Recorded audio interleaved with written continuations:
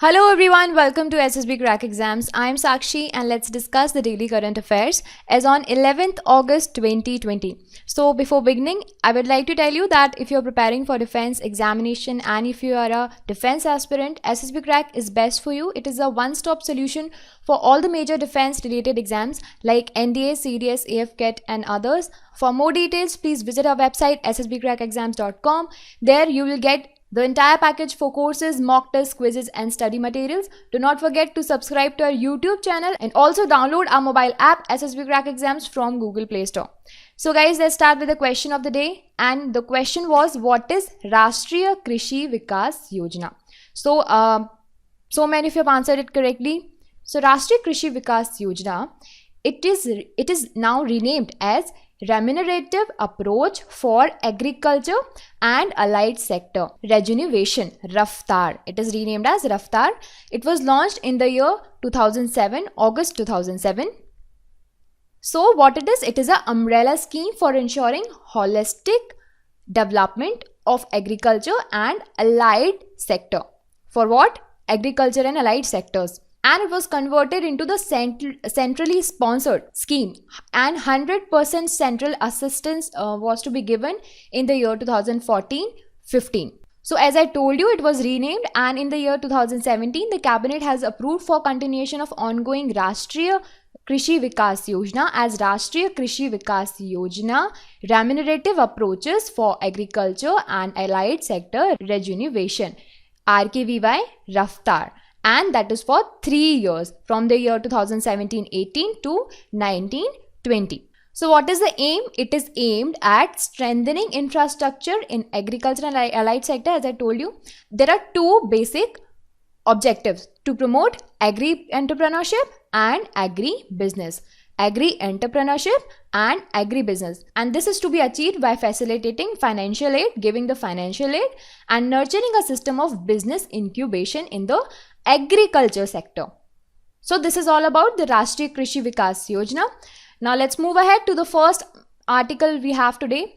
India-Canada IC Impacts Annual Research Conference. So India-Canada IC Impact Research conference was held through video conferencing, of course. So it is what is impacts? Impact stands for Innovative Multidisciplinary Partnership to Accelerate Community Transformation and Sustainability. You can understand a lot by the terminology in the impacts itself. So it is a Center for Innovative Multidisciplinary Partnership to Accelerate Community and Transformation and Sustainability.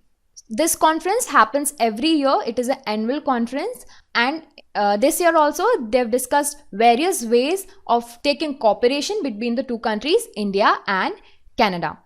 What is the aim?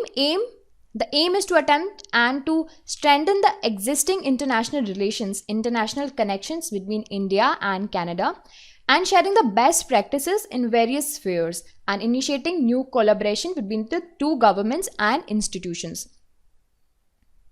So under this, what were the major focus areas of research? So as it is a research conference, please remember it is a research conference. So there are some areas in which they will be focusing for the research. First is the green building and smart cities.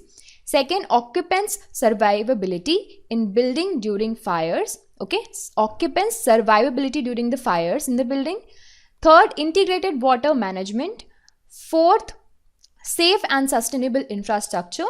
And the last one, health problems arising from waterborne and infectious diseases. So these all are the major focus areas. Apart from this, they've discussed on many other initiatives as well. Now moving ahead to the next article, National Portal on Human-Elephant Conflict, Suraksha. It was launched. So Suraksha, it is a national portal for human-elephant conflicts. So it was launched by Union Environment Minister, who is Union Environment Minister. He's Shri Prakash Javadekar ji. He launched the beta version of the portal, and it is for the human-elephant conflicts. It is named as what? It is named as Suraksha.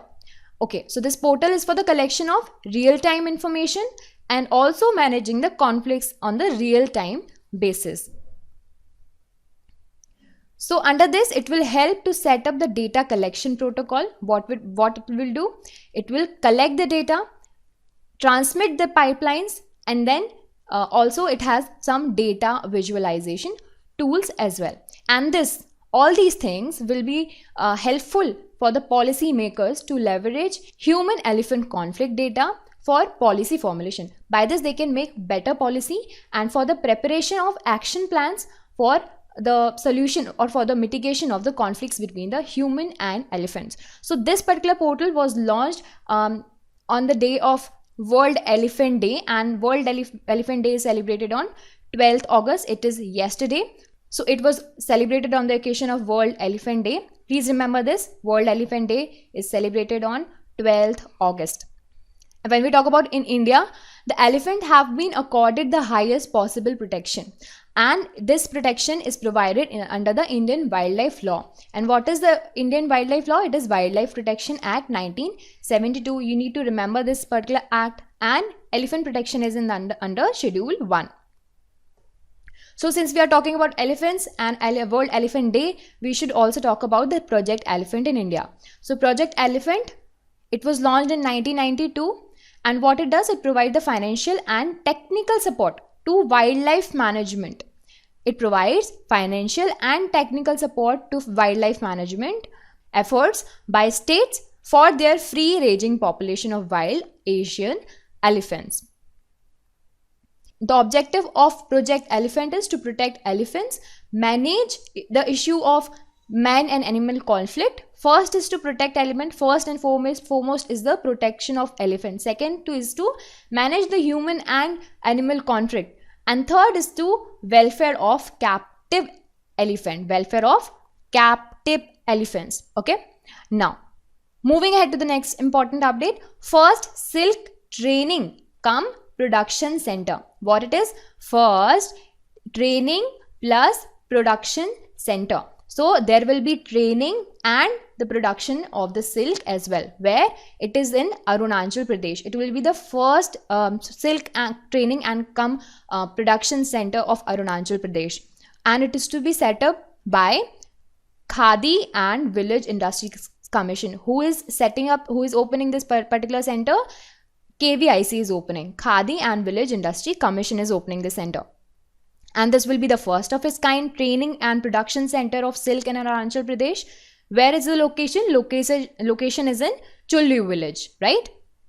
Under this particular center, machineries like handlooms, charkha, silk reeling machine, warpin drums, they would be installed, and this will obviously and ultimately create employment opportunities in the area.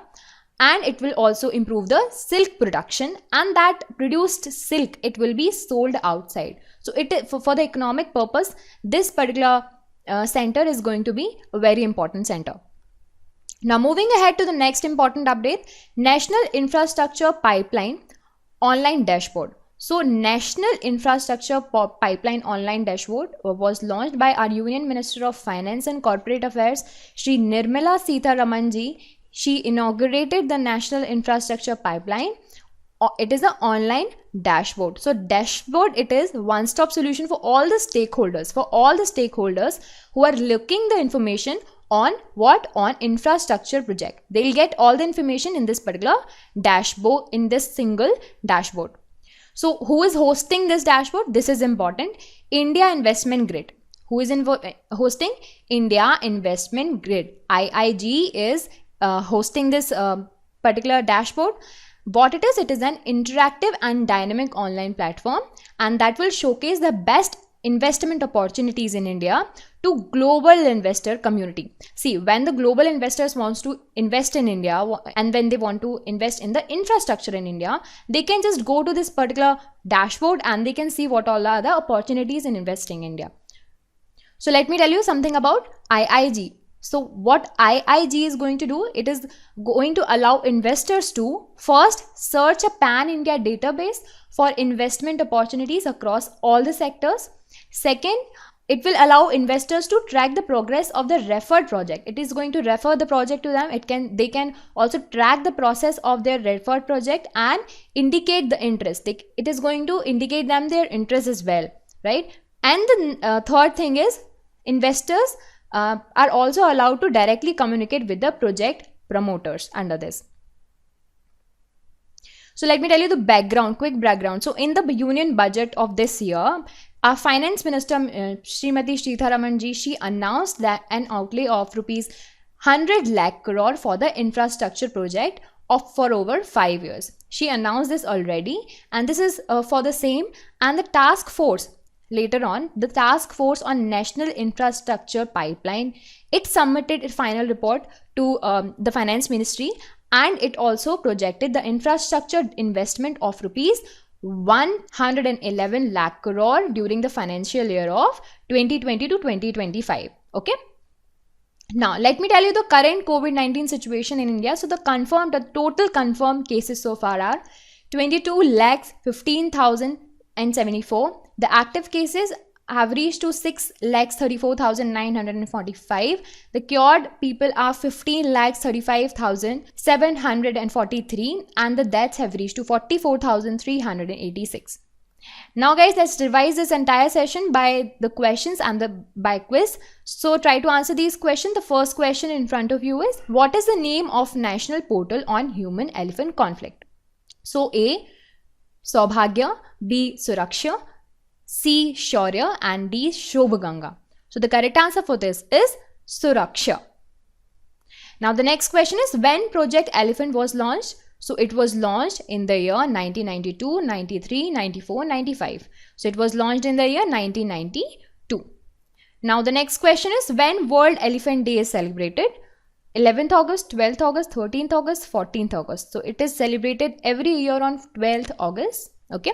Now it is time for the question of the day. Try to answer this question in the comment section. We will discuss the complete answer in the next session. And the question is, what is E-Sanjeevani? It is very famous and it is almost every day in news. Try to answer this in the comment section. We'll discuss everything about this in the next session. Till then, you will have to stay tuned. I'll see you in the next session.